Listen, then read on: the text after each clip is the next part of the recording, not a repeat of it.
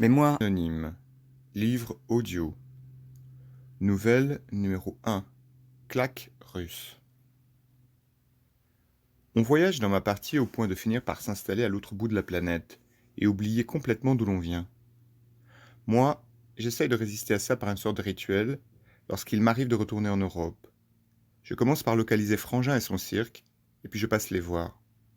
Je me souviens comme d'une corvée de mes 2 ou 3 dernières visites. Depuis tout gosse, Frangin et moi, nous n'avons jamais cessé de nous éloigner l'un de l'autre, sans parler de l'histoire avec elle. Allô? Allô, oui?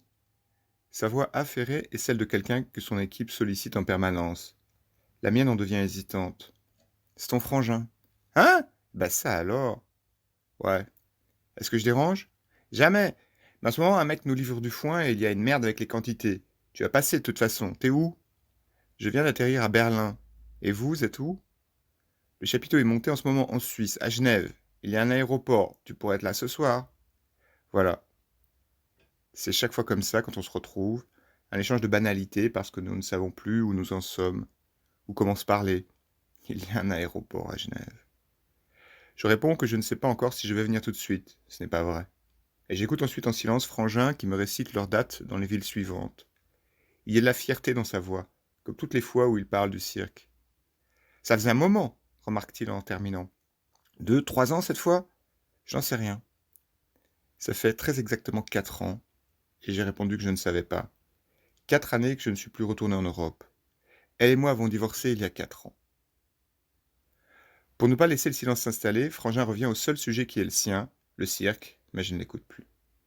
Excuse-moi une seconde, me dit-il un peu plus tard, et je l'entends ensuite s'adresser à quelqu'un d'autre. Non, vous déchargez le reste aussi. Comme vous voyez, on a des éléphants à nourrir. Vous direz à votre patron ce que vous voudrez, je m'en fous. Mais dites-lui surtout que s'il veut son argent, il honore sa part du contrat. Et ajoutez qu'on s'en va dans une semaine, ça devrait le faire réagir. Je m'imagine Frangin volant d'un marchepied de camion à un autre, affairé comme toujours, un portable à l'oreille, et en l'entendant invectiver je ne sais qui, je reconnais la voix de notre père. Ils ont en commun un certain talent pour faire comme si rien n'était. Car mon frère sait très bien depuis quand j'ai divorcé, et je ne crois plus à son personnage, tout ce qui n'est pas le cirque glisse sur moi. Qu'ils sont lourds, dit-il en revenant vers la conversation. De quoi on causait? Je sais pas.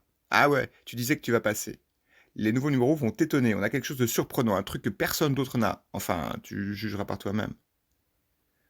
En raccrochant, je me commande un autre café. Songeur, je me dis ensuite que si je n'ai jamais rien confié à Frangin de mes mystères, par conséquent, il n'a jamais vraiment su qui était son aîné. À une époque, j'ai cru que par elle, il se doutait de quelque chose, mais en fait non. Ça va bien, monsieur? Je fais signe que oui, tout en rangeant mes médicaments dans une poche. Jamais ce garçon ne se doutera à quel point je suis incapable de répondre à sa question toute bête. Aujourd'hui, ça ne va pas très fort. Il est trop tard. Mes 6 professionnels réflexes de discrétion m'ont à jamais éloigné de mon prochain, et c'est bien fait pour moi sans doute. De mon côté, il y a ce passé si lourd, et puis maintenant la maladie entre moi et les autres. Frangin, lui, c'est sa passion pour le cirque. Ai-je jamais ressenti de passion pour quelque chose? Pour quelqu'un, oui.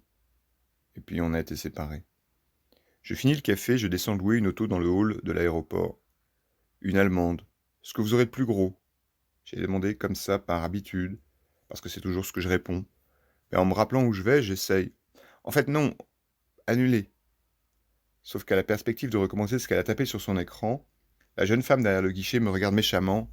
Alors je ne sais plus trop ce que je veux, je soupire. Après tout, ça ira, laisser. Je venais d'oublier où j'allais devoir me garer. Je roule ensuite longtemps sans la moindre envie d'arriver nulle part, mon moral ne s'améliorant guère, et lorsque j'entre dans le Bade-Württemberg, après 6 heures de route, je m'arrête pour un autre café. La ville s'appelle Fribourg-en-Brisgau, et elle se trouve près de la frontière. J'ai mal au dos, j'ai mal partout en fait. Mais il n'est pas question pour moi de songer, une fois arrivé à de la literie, dans le beau rivage, ou toute autre institution genevoise, célébrée par le système de navigation de la voiture. Pour n'avoir rien à expliquer, je vais fatalement me retrouver allongé dans une sordide couchette de caravane, histoire de faire comme avant, de faire comme si rien n'était moi aussi, et je me serais garé à des kilomètres pour la même raison, celle qui m'a fait changer de costume ce matin. En reprenant le volant, je me mets à revoir tous ces lits à la dure par lesquels la vie m'a fait passer, de couleur kaki pendant des années, et de fil en aiguille, J'en arrive mentalement à mes comptes en banque actuels, qui ne serviront finalement jamais à vivre luxueusement, puis à ma santé, ou à ce qu'il en reste depuis que je sais. J'ai acheté mon portable en y lisant mes derniers résultats d'analyse et j'ai eu tort. J'aimerais bien revoir ça aujourd'hui. Et c'est ainsi que sans m'en apercevoir vraiment, voilà que je me retrouve aux portes de Genève. Un peu plus tard, je roule sans but dans des rues choisies au hasard, et puis au bout d'une heure peut-être, je descends dans le parking du Mont Blanc. Je marche ensuite longtemps sur les berges du lac, dans la rue du Rhône. J'ai curieusement l'impression de découvrir Genève. La température me surprend et je cherche une boutique dans laquelle j'achète un manteau. J'en choisis un à la fois ample et blanc. Et ce n'est qu'une fois à la tombée de la nuit que je prends la direction du campement pleine de plein palais. C'est toujours simple de localiser Frangin. Les villes où il passe sont balisées d'affiches de cirque. Je croise en arrivant une partie des spectateurs qui sort du chapiteau et commence à se diriger vers les stations de tramway. Il me semble que le public a été nombreux, que ce soir ils ont eu du monde. Avant Noël, on a toujours du monde.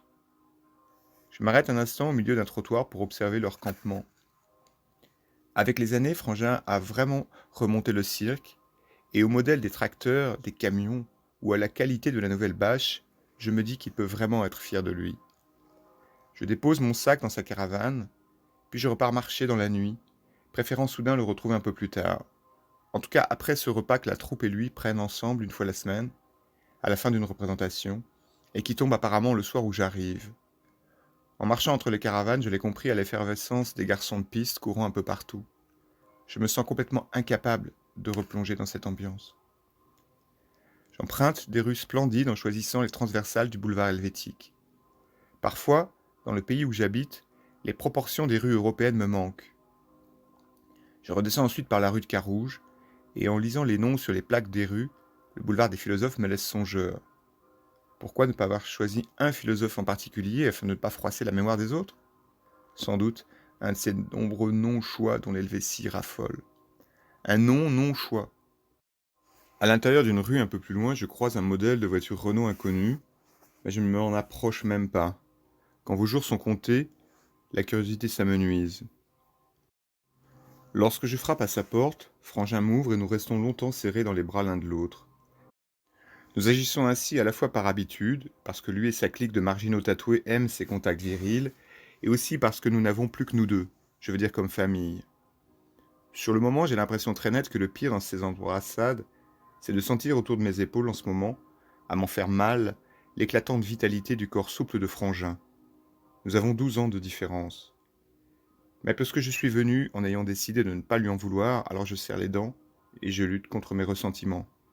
On se regarde ensuite et il dit « T'es mal en point, toi, qu'est-ce qui t'arrive ?» Je ne réponds pas.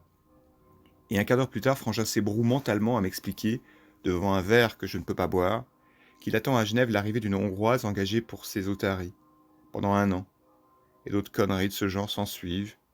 J'ai déjà envie d'être ailleurs. À voir ses bras nus, ma maigreur me fait d'autant plus mal. 1 heure plus tard, Frangin cause toujours. Est-ce parce qu'autrefois mes silences le gênaient? Alors il se serait habitué à meubler nos mutismes par une sorte de réflexe de cadet? En tout cas, ça devient ce soir pathétique, et je me dis qu'il va s'en apercevoir.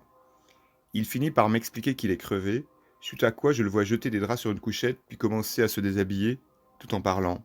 « Je te sens bizarre, t'es sûr que ça va ?»« Sûr. » Il me regarde en dansant sur un pied. « Tu sais qu'elle n'est pas restée, enfin, qu'elle est partie, dit-il ensuite, un ton plus bas. « Non, en venant je ne le savais pas. » Je viens de lui mentir, parce que je savais. Frangin a raison, certains silences peuvent être terribles. « Et tu n'as pas faim ?»« Je te remercie, vraiment pas. »« Bon, aujourd'hui t'es arrivé trop tard, mais demain tu assisteras à la représentation. » Sur ce, il éteint, sans m'avoir rien demandé, et un peu plus tard il ajoute, presque dans un demi-sommeil, et après un laps de temps, pendant lequel sa tête a dû passer en revue différents éléments de son spectacle. « Non, c'est bien maintenant. » La coussette est toujours aussi inconfortable, sa respiration régulière insupportable, alors je ressors marcher dans la nuit. Je sors balader mon cafard. Je roule beaucoup la journée suivante, ne descendant pas de voiture avant Interlaken. Je m'arrête aussi à Brienz, où je marche encore. C'est bien de marcher. Au début de ma carrière, on ne marchait jamais, on courait. J'avais l'intention de rentrer au cirque vers 17h et d'assister aux préparatifs, à cette fièvre d'avant la représentation qui s'empare de tous, mais garé à nouveau au Mont Blanc, Mes pas me dirigent plutôt vers les rives du lac, où, emmitouflé dans mon manteau blanc, je reste longtemps à cause du vent, à cause du ciel, et à cause de cette couleur des nuages au loin. Et lorsqu'enfin je me retrouve à plein palais, j'ai à peine eu le temps de croiser Frangin en monsieur Loyal fonçant en direction du chapiteau, que la régie attaque l'entrée des gladiateurs. J'avale alors une goulée d'air froid qui me donnera du courage, puis je me faufile dans un coin sombre où, les premières minutes, et malgré moi, le décalage horaire se fait sentir. C'est étonnant, et je laisse faire, somnolent assis à côté d'une ribambelle de mioches amenée là par des éducateurs qui profitent de cette sortie pour souffler un peu. La représentation est bruyante, et je ne dors pas vraiment, d'autant que la pugnacité de mes souvenirs se révèle plus forte que mon besoin de sommeil. C'est le brouhaha des applaudissements qui ravive le passé, ou les cauchemars d'elle prenant l'avion pour venir ici retrouver Frangin, ou encore l'odeur si particulière du cirque. Cette odeur faite d'excréments et de fauve, de sucreries et de fritures, et de cette autre chose, on ne sait jamais quoi. M'étant préparé à une réaction de ma part tout autre, je suis surpris par cette langueur qui monte en moi. Pendant la représentation, des numéros anciens succèdent à des numéros que je ne connais pas encore, et puis brutalement, à la moitié du spectacle environ, toutes les lumières de la piste se tamisent, comme pour un montage de cage, et Frangin, monsieur Loyal, prend la parole.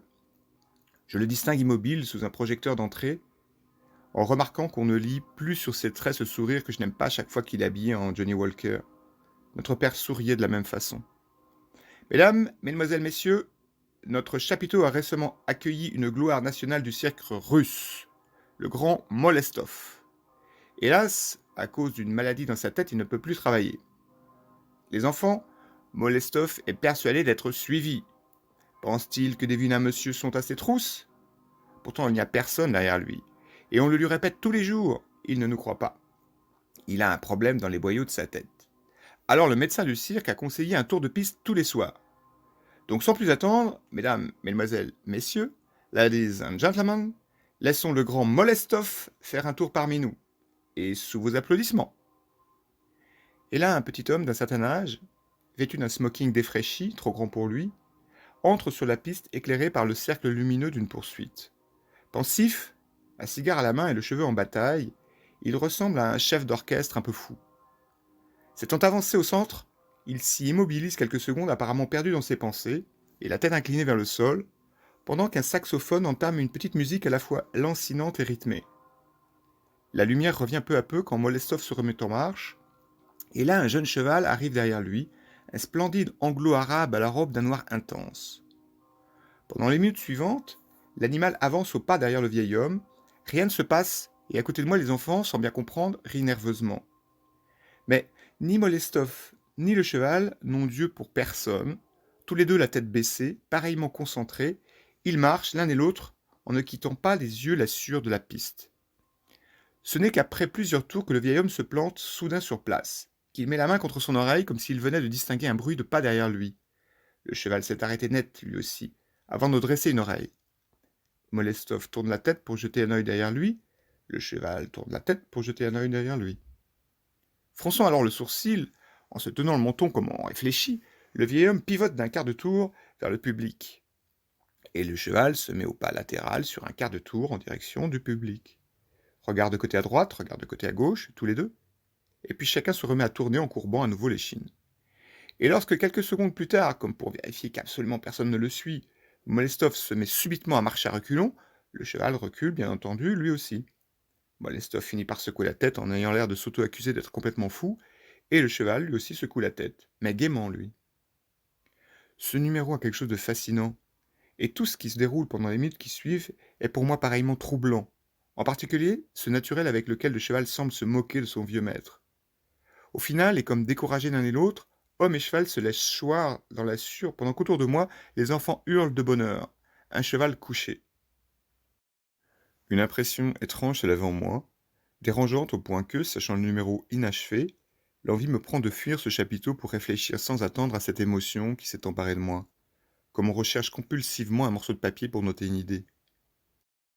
Le numéro est une alchimie subtile, tragique et drôle à la fois, et basée sur une ressemblance avec sa propre situation qu'on met longtemps à reconnaître.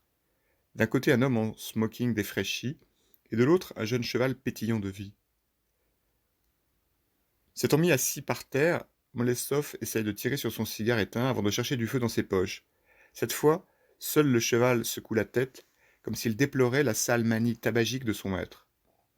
Ne trouvant pas ce qu'il cherche, Molestov se lève et fonce vers la sortie, et le cheval lui emboîte le pas. Aussitôt Frangin entre en piste, et je l'entends casser la magie en insistant micro à la main sur la folie de cet artiste qui se croit suivi. Ah, les enfants, que vous n'avez vu aucun vilain monsieur derrière lui. Non, hurle une foule toute jeune. Il est sans doute parti chercher des allumettes pour son cigare. Fumer, ce n'est pas bien, les enfants. Non. C'est peut-être disproportionné ou trop lié à ma situation actuelle, mais je viens de visualiser la fin qui me guette, qui nous guette tous, avec derrière soi l'éclatante santé de ceux à qui la planète se mettra à appartenir dès lors que vous n'y serez plus. Ces salauds vous serrant dans leurs bras ou tonitruant un téléphone sur l'oreille, qui vous poussent vers le grand rien sans même un peu de complaisance pour les petites manies qui rendaient l'existence supportable. Nos quotidiens sont faits des conséquences de mauvais choix passés, et ça me saute à la figure au milieu de gamins qui s'agitent. Elle ne voulait pas d'enfant. Je sais que ma vie a été une suite de mauvais choix, que je traîne derrière moi en me taisant.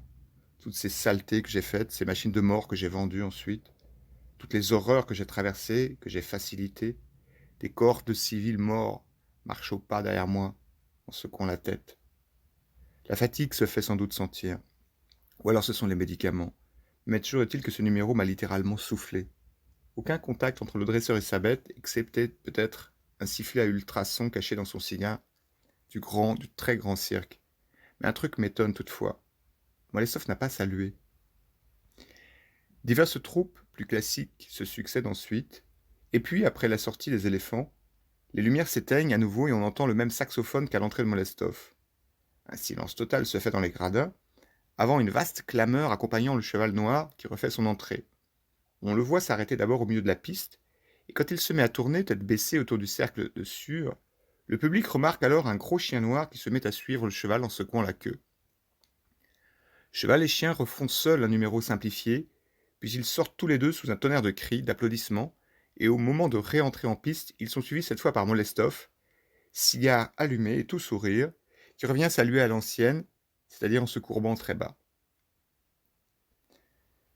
Je retrouve Frangin en train de se changer après la représentation.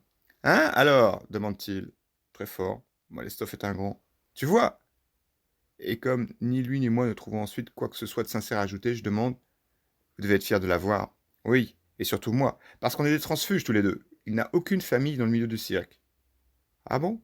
Son don me disait pourtant quelque chose. Comme mon frère n'écoute jamais ce que je dis, il poursuit sans relever ce que je viens de dire. Molestov s'est fait tout seul. Le père était un ponte de l'ancien KGB. Il l'a même dirigé, je crois. Deux de ses frères sont généraux, et lui, il s'est imposé dans le milieu du cirque. C'est beau, non? Frangin n'a pas percuté. Il sait pourtant qu'après l'accident de nos parents, j'ai fait une école militaire. Et comme il le sait, il pourrait se demander comment je connais ce nom. Mais il n'en est rien, et à mon tour, je parle pour meubler. C'est quel genre, le bonhomme? Ouais, on l'ignore ça. On ne sait pas. Molestov parle très peu. Il s'enferme chez lui et ne demande que rarement la piste pour faire travailler ses bêtes. Il arrive même que ce soit le chien noir qui aille lui chercher un panier de nourriture. On le remarque parfois immobile près d'une cage. J'ai l'impression qu'il n'y a plus que les animaux qui l'intéressent. Il lit des nuits entières. Je comprends. Moi aussi je lis. Ce gars est le dernier représentant d'une époque, tu vois. Et en finissant de se mettre en civil, Frangin termine par ces mots. Tout cela fait la légende, mais dans la réalité, je me demande parfois si Pépé n'est pas vraiment Barjot. À nouveau, je n'arrive pas à dormir à cause de la pleine lune, à cause de trop de sommeil en retard accumulé, ou à cause de ma santé, voire à cause des entraînements commando qui m'ont autrefois bousillé. Bon, à cause d'elle, sans doute aussi. Alors je me lève et je ressors marcher dans la nuit. Je m'éloigne de cette caravane maudite et de la respiration régulière de Monsieur Loyal. Je suis en train de revivre la douleur d'une séparation sans la moindre chance d'arriver à lutter contre le souvenir. Il faut dire que j'ai rêvé pendant trop d'années de partager mon quotidien, et que, quand ça s'est réalisé enfin, je suis tombé des nues en découvrant qu'après le bonheur, il y a le tous les jours, les attentes de l'autre, les changements en soi que l'on n'aime pas voir, les désaccords, les déceptions, puis les coups de gueule, et puis le trop peu de temps toujours à cause des missions qui vous rappellent trop loin, trop longtemps. Sans parler de cet enfant qui n'est jamais venu. 2 fois. On lui avait pourtant déjà trouvé un prénom, Garance. À quelques pas du banc sur lequel je suis assis en face du lac, Des mâts métalliques singent soulevant une danse rigide et couinante, un peu ridicule. Ça fait songer à des pantins attachés. On voit flotter au loin des lumières sur les versants noirs de l'autre rive, et en les apercevant à cette heure de la nuit, on reconnaît au fond de soi une sorte d'équivalence entre toutes ces veilleuses, comme postées, dans ces différentes fenêtres encore allumées non loin de destins apparemment en sommeil. Je pense à la mort, à ma mort, immobile pendant longtemps, et au-dessus de tout cela, l'obscure clarté d'une lune verdâtre accorde ce paysage à ma nostalgie morbide. Et lorsque bien plus tard la bise redouble d'intensité, il est peut-être 3 heures du matin, je me lève et, à moitié apaisé seulement, je retourne en direction de Plein Palais. Au même moment, la ville dort, c'est la Suisse, et je me sens mieux. Quand soudain, mon attention est attirée par une rencontre qui me surprend tout d'abord, au point que mon premier réflexe, très con, consiste à me dissimuler. Je viens de distinguer la petite silhouette de Molestov marchant à ma rencontre. En fait, j'ai d'abord aperçu son gros chien noir, et puis lui en second, juste derrière. Nous nous trouvons avenue de la Croisette. Je le sais pour avoir tout à l'heure noté ce nom en me demandant quel était le rapport entre Genève et Cannes, dont la Croisette est fameuse. C'est lié à mon métier de relever des informations de ce genre quand quelque chose vous arrive, l'heure qu'il est, l'endroit où on se trouve. Je sors de ma cachette et je me remets à avancer sur le trottoir. Tout à ses pensées, Molestov ne me voit d'abord pas. Il marche dans ma direction avec cette mine éteinte qui était la sienne tout à l'heure sur la piste. Arrivé à ma hauteur, toutefois, je le vois relever les yeux et, l'espace d'une seconde, d'une fraction de seconde, j'ai l'impression qu'il sourit. L'ensemble a duré à peine ce que dure la prise de conscience de l'autre lorsque deux personnes immergées dans leurs soucis se croisent, mais Molestov m'a vraiment paru amusé. Par moi? Sur le moment, je n'en suis pas sûr, mais j'en suis presque sûr. Je ne connais pas cet homme, et pourtant je le fais sourire. Pour quelle raison? Je remonte le col de mon manteau, qui sent bon le neuf, et sans réfléchir, je fais demi-tour, je ne rentre plus. Je me mets à marcher derrière Molestov en me demandant si je ressemble physiquement à Frangin, raison pour laquelle Molestov m'aurait reconnu. Il m'est déjà arrivé de me poser la question d'une ressemblance avec Frangin, qui expliquerait ce sourire du vieil homme, qui expliquerait notre histoire, à lui et moi, avec elle. Frangin n'est pas dans sa caravane au moment où je me couche. Il m'a parlé d'une histoire avec une écuyère. Ma femme m'a quitté pour cet homme, le cirque, ses valeurs et sa liberté. Tout ça au départ séduite, par contraste avec mon monde à moi sans doute. Et puis tous les jours, la piste lui en volant une partie trop importante, comme à l'air de déjà vu, elle n'a pas dû supporter la vie. Je m'allonge en cherchant la raison pour laquelle, à un moment ou à un autre, les gens de cirque font tous passer par leur lit une écuyère. L'attrait de la femme flexible, je le comprends pendant la nuit, et pour le reste, au quotidien. La vie. Grâce à cette écuyère, Frangin restera en tout cas absent de la caravane le reste de la nuit, et je pourrai me reposer sans son insupportable respiration. Il est 7 heures et Frangin passe me prendre. J'ai vu de la lumière, tu te lèves toujours aussitôt, hein? Oui. Et puis t'es déjà rasé, impeccable, comme toujours. Je ne réponds rien, incapable de mettre un nom sur le sentiment qui est le sien, et aussi peut-être parce qu'il est trop tard pour nous deux. On a fait du café, tu viens? Tout en déjeunant ensuite, j'évoque ma rencontre nocturne avec l'homme au chien. Ouais, il vit un peu aussi la nuit. Comme ni lui ni elle n'ajoutent rien, le reste du petit déjeuner est silencieux, et je demande avant de me lever de table. Hier, tu m'as dit qu'il était barjot. Pour quelle raison? Frangin a là l'air d'examiner sérieusement la question, comme s'il ne voulait pas répondre à la légère. L'homme est-il encore à la hauteur de ce qu'il fait, et je ne parle pas de ce qu'il a fait. Certains affirment que son humour actuel n'est rien d'autre qu'un règlement de compte avec la profession. Dans le passé, son personnage de clown pacifique a marqué l'histoire russe, et pas seulement celle du cirque. La Russie entière se souvient du troufion qui n'arrivait pas à se débarrasser d'un fusil encombrant, et qui finissait par s'en servir. Molestov est devenu l'emblème de plusieurs associations pacifiques. Il a toujours eu un message dans ce qu'il montait. On peut le voir comme ça, comme on peut le voir autrement, soupire à ce moment Esther, l'écuyère que cette discussion semble lasser. Frangin lui dit qu'il n'est pas d'accord. Parce que si on commence à réfléchir, l'homme, le cheval et le chien, c'est un peu comme des poupées russes. Il y a toujours un concept à l'intérieur de ce qu'on vient de mettre à jour. Par exemple, pourquoi Molestov n'a pas fait le numéro avec 2 chevaux, et pas un cheval et un chien? Esther se frappe gentiment le front de l'index avant de dire à mon attention. Ça fume toujours un peu là-dedans quand il parle de son Molestov. L'écuyère passe ensuite ses bras autour du cou de Frangin, lequel se débat mollement en comptant continuer son explication. Molestov est un libertaire. Le cirque, et c'est son langage. Il exagère, soupire la femme en quittant notre table pour ouvrir la fenêtre derrière nous. Ah, j'exagère. Alors pourquoi on voit défiler un par un tous ceux du métier? Ils viennent l'applaudir une dernière fois, à toucher une relique. Tous les deux se mettent ensuite à se disputer, et je n'en saurai pas plus. Le soir, en me fondant dans le public qui quitte le chapiteau en fin de représentation, comme je ne souhaite pas parler à qui que ce soit, je sors marcher. Je répète, ça va pas fort. Et quand j'aperçois à nouveau le curieux modèle de voiture Renault, je l'observe en me disant que sa forme est vraiment déroutante. Et l'espace d'une seconde, je trouve ça amusant ce mot, déroutant, concernant une voiture. Je reprends machinalement l'itinéraire de la nuit précédente et je longe encore des rues magnifiques. La ville magnifie un style de vie qui n'aura jamais été le mien, avec ses joies simples, familiales, et les bonheurs échéancés, construits autour d'attendus sourires d'enfants amenés au cirque une fois l'an. Des enfants. L'image mentale de cet homme qui tourne sur sa piste a ce soir évolué. J'ai tout à l'heure pensé à la désormais inaccessible beauté de ces tonnes de souvenirs mal enterrés que chacun traîne derrière lui. Et à 3 heures du matin, marchant toujours, je me trouve évidemment avenue de la Croisette, où Molestov se trouve aussi. Sans trop réfléchir, au moment où nos chemins se croisent, je lance au vieil homme. Un cheval te suit, je peux te le confirmer. Le russe opère un demi-tour théâtral avant de s'immobiliser devant moi, de lever la tête, et je le vois ensuite river ses yeux aux miens. Comme c'est là exactement ce que j'ai escompté, je poursuis. Ensuite, un chien suit ton cheval. Et là, en cette seconde précise, alors que je n'ai pas la moindre idée de pourquoi je viens de dire ça, tout en sentant obscurément que quelque chose va clocher dans la fin de ma phrase, je termine. Mais explique une chose, Molestov, ton chien, qui suit ton chien? Le vieux clown hésite, ses yeux fatigués fouillent encore les miens en se demandant si ça vaut la peine de répondre. Il est toujours inutile de répondre au nouveau visage, et le vieil homme ne l'ignore pas. Alors que de mon côté je comprends au même moment dans quel guêpier verbal je viens de me fourrer, les yeux du vieil homme se mettent à sourire, et suite à cela, avec un accent slave très subtil, léger, il détache chaque mot l'un de l'autre pour me répondre. Le public ne voit pas qui suit le chien, c'est tout à fait exact. Mais le chien est bel et bien suivi. Le chien est suivi sous terre par ses ancêtres. Je parle des milliers de chiens enterrés et dont les âmes marchent les unes derrière les autres.